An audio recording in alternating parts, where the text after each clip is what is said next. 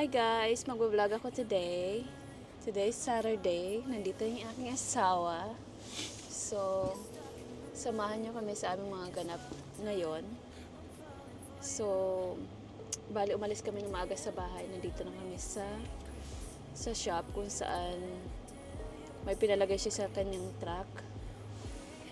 So, andito kami ngayon. Yun ang mga ganap namin ngayong umaga.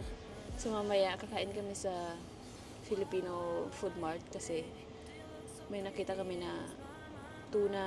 Baby, I'm almost breathing. Tell me why, baby? Do you look so pretty in your smile, why,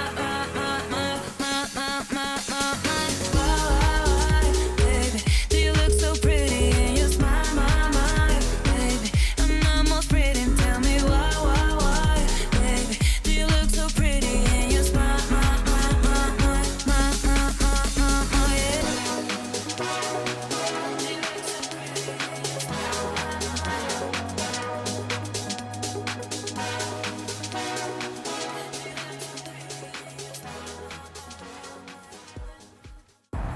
So, diyan kami pupunta sa Filipino Mart.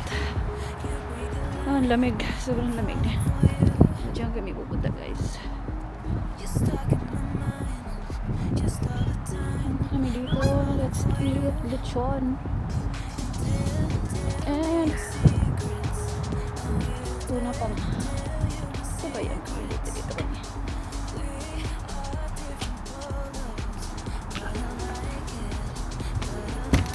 Let's go.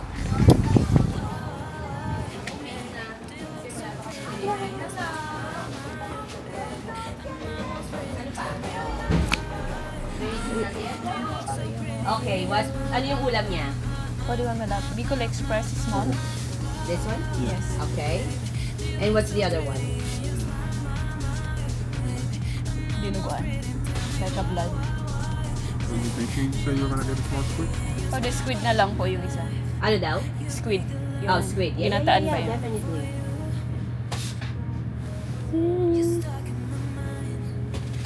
Ang daming food. So, ito yung order ko mga B.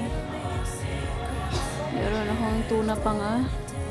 Rice, adobong pusit, and Bicol Express, and gulay. So, kakain lang kami. Busy na naman siya.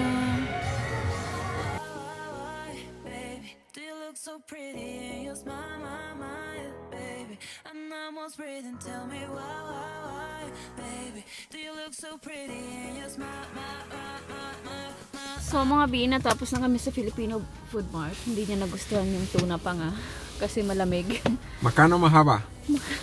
No, gaano katagal? Makano, how much? Makano, mahaba, pumunta ng box sa Pilipinas, Maynila, ng barka. Barko. Oh, Si barko. cargo, it's 3 months. Kasi nagtanong kami din kung magkano Is yung tatlo. box papunta. Mon, 3 buwan. Buwan is month. 3 buwan. Yeah. Or, Sakit ang ulo ko. Oh, I'm trying to think.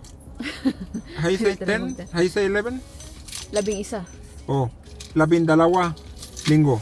12 linggo. Linggo. Ang lamig!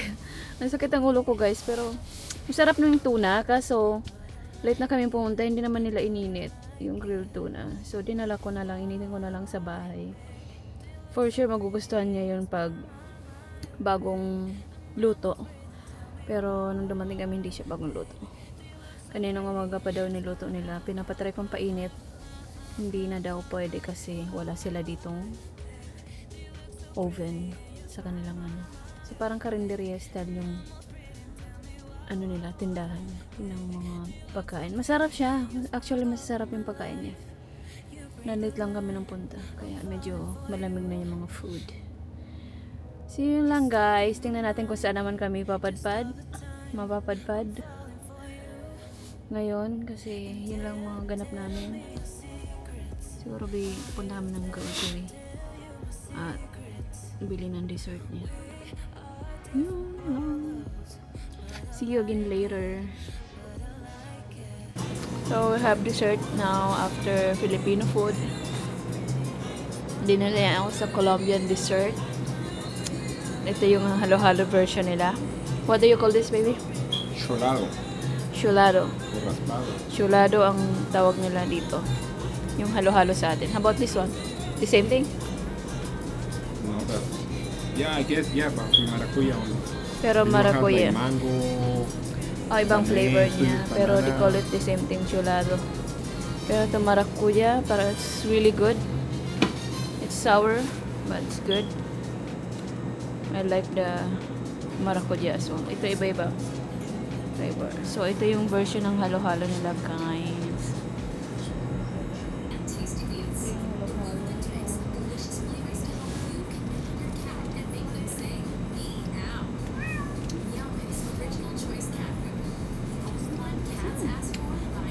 This one is good naman. Hmm? This one is good. Yeah, not really with it. What are we eating? It's crunch or that? Smell. It's watermelon, right? And then you said, basically Yeah. halo-halo. Yeah, it's halo-halo. But they use fresh fruits instead of like gulaman, sago. So more ano sila. More on fresh fruits. It's really good.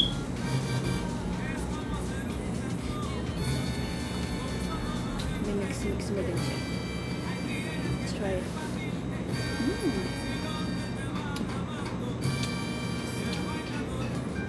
Ito naman yun sa kanya, maracuja.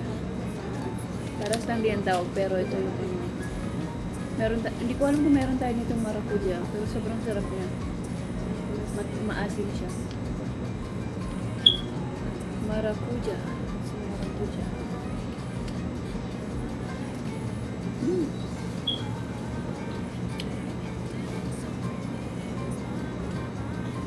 Asim ng ano niya.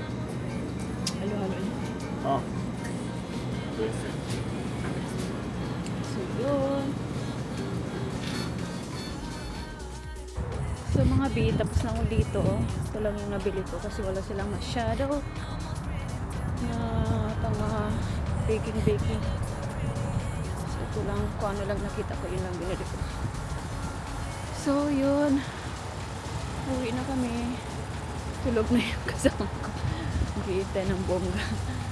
Okay, wait lang guys.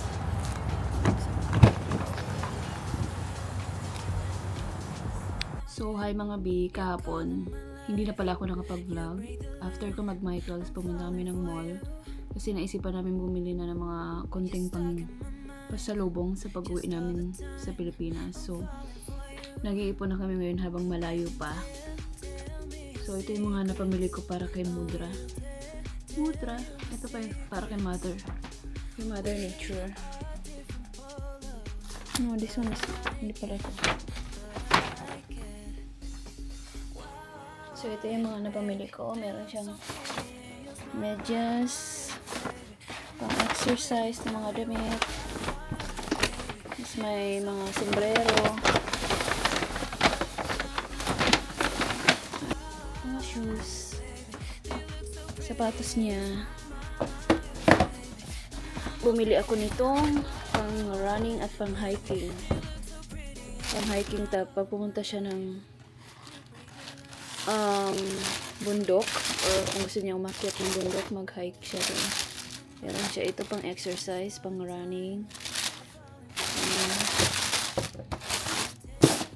Ayaw niya ng mga ibang color kasi mas gusto niya yung hindi dumihin.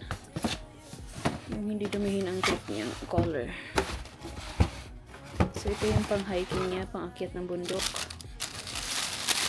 Ito. Maganda ito pang akyat ng bundok, guys. Kasi meron siyang spike sa sole ng sapatos. Ayun. Yun lang. Tapos ito kay Tito na sapatos. Yun lang kasi mga nabili, guys. So, yun. Mga sombrero.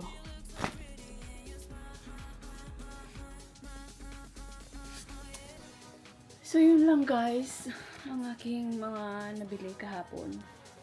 So, hindi ko na kayo nasama sa aming pamimili kasi nagmamadali na rin kami kahapon. So, yun lang guys, ang aming ganap kahapon. So, ngayon naman, pahinga sa bahay kasi sobrang lamig din kasi nakakatamad siya lakad-lakad sa labas. So, wala din naman ibang gagawin. So, yun guys, thank you so much for watching.